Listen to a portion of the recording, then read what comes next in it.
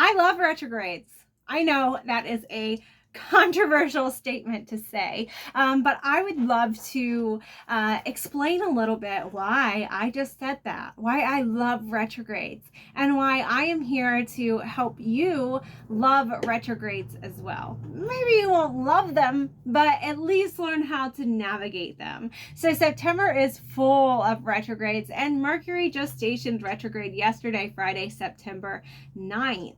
We hear about Mercury retrograde more than we hear about any of the other retrogrades. There's two reasons why we hear more about Mercury retrograde. The first one is because Mercury is a personal planet. That means that it is very close to us in relation to the other planets. And so when a planet is closer to us here on Earth, we feel its effects much more strongly.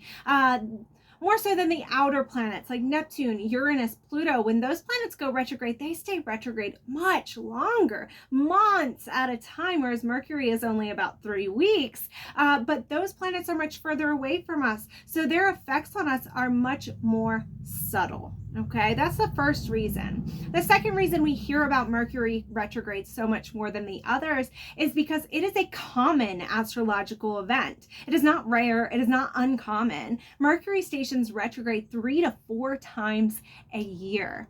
I promise you that the universe wouldn't give you something 3 to 4 times a year just to mess up your life. So the universe gives us this 3 to 4 times a year because we're supposed to use it. We are supposed to utilize this time period. That's why I love retrogrades, and I hope to explain more about it in this video and help you know what it is and how to navigate it. So Mercury is considered the messenger of the gods. That is who Mercury was in mythology. And so ancient astrologers believed that when Mercury was retrograde, he would slip into the underworld, and what that would do is heighten your subconscious mind and heighten your intuition. That doesn't sound like a bad thing, does it? So our ancient astrologers not just believed, but saw through patterns, through recognizing and viewing the patterns, that every time Mercury would station retrograde, we would have a heightened subconscious mind and a heightened intuition. That's a far cry from what we talk about Mercury retrograde now. Now we talk about fearing it, don't do this, don't do that, all of these things, right? How do we get so far away from that? And how do we get back to that ancient belief of Mercury retrograde being a time of heightened subconscious mind and heightened intuition? Not only that, but they believed that it brought to the surface hidden and forgotten messages, okay? So Mercury retrograde is a time when Mercury's energy shifts from an external to an internal. This is true of all retrogrades. When a planet is moving forward along the zodiac, it is pushing its energy externally. It is an active energy, okay? It is more yang energy. And then when it stations retrograde, it slows down. And from our perspective on Earth, it appears to be slowing down so much that it is moving backwards through the zodiac. And when this occurs, that planet's energy is turned inward. It is much more passive, more receptive, more yin. Interesting how we've gotten from in ancient times, more matriarchal societies, it was a time of heightened intuition, forgotten messages being revealed. And now that we're more in a patriarchal society, it is something to be feared when the planet goes into this internal receptive yin energy, right? So perhaps loving retrograde can be part of a revolution against toxic patriarchy. So I'll just leave that there. You can do what you will with that, right? You can dig into that a little bit further, go down that rabbit hole a little bit more if you would like to. So during this time when Mercury moves from external to internal, it allows you to go within. It allows you to listen to your own intuition and logic rather than listening to the intuition and logic of the world around you, other people's opinions, right? It also encourages you to reflect and look back over the past before you proceed ahead. This is another reason I love retrograde. Because here is Mercury moving along this section of the zodiac. In this case, in this particular Mercury retrograde, it's going to be moving from 24 degrees Virgo to 8 degrees Libra. It's been moving forward in that place. Each portion of the zodiac holds its own lessons, its own challenges, its own blessings, right? Mercury's been moving forward direct through that period. And then what happens is it stations retrograde, slows down. From our perspective on Earth, it appears to be moving backwards. Of course, it's not actually moving backwards in the sky, but because of the way we're spinning, because of the way it's spinning, because of how much it slows down, it appears to be moving backwards, and perception shapes reality. So in our reality, it is moving backwards. And so what happens is it goes back through this portion of the zodiac, and it gives you a chance to go say, oh, let's go back, let's reflect, let's revise, let's review. And then on October 2nd, when it stations direct again, it's going to move back through that same portion of the zodiac again. So it's going to go through this one section of the zodiac, these lessons, these challenges, these blessings, not once, not twice, but 3 times. We don't get that often in life. We don't get a second chance to go back and say, ooh, let's revise that. Let's review that, right? And then let's try that again. Retrogrades are a time where we get that. The universe gives us that gift of being able to go back, revise, and then go forward again with this new knowledge, with these new reflections. Right? It encourages you to reflect, look back over the past before proceeding ahead. Now, Mercury is the planet of the mind, and it influences your thoughts, your communications, technology, travel. Its retrograde phase can create delays, indecision, mishaps, miscommunications in these areas. And that's why you hear so much of the do's and don'ts of Mercury retrograde. And you hear people say, don't have those tough conversations during this time. Well, all astrological events are here to help us direct our life, not dictate our life. So if there is a tough conversation that you have to have during Mercury retrograde that you can't put off, it doesn't mean don't do it.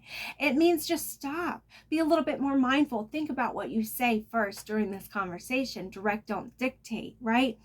If your phone breaks during Mercury retrograde, it doesn't mean don't go out and buy a new phone. You hear that a lot. No technology, no new technology. It just means read the reviews a little bit further. Get that insurance policy on it. Back up your data before Mercury retrograde. Direct, don't dictate, right? Travel. So many people say don't travel during Mercury retrograde. It doesn't necessarily mean don't travel. Get to the airport a little bit early. Expect those delays, right? Call your Uber a little bit early. Expect it to be delayed. Have that tune up on your car before Mercury retrograde. Okay, direct, don't dictate.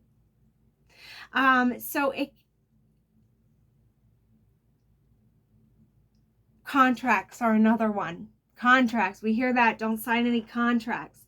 Now, if my lease is up and I need to sign a new contract on my lease, my landlord isn't going to take it too kindly when I say, oh, can't sign that. It's Mercury retrograde. Right? I have to sign it. So it doesn't necessarily mean don't sign that lease.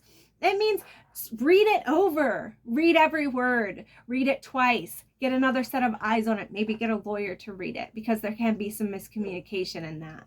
Now, it is common to feel a little bit foggy, scattered, or confused during Mercury retrograde, but remember that this is a growth period. It is teaching you to value your own thoughts and your own intuition and your own opinions over that of external thoughts or opinions. Now, this Mercury retrograde did station retrograde one day before that Pisces full moon, okay?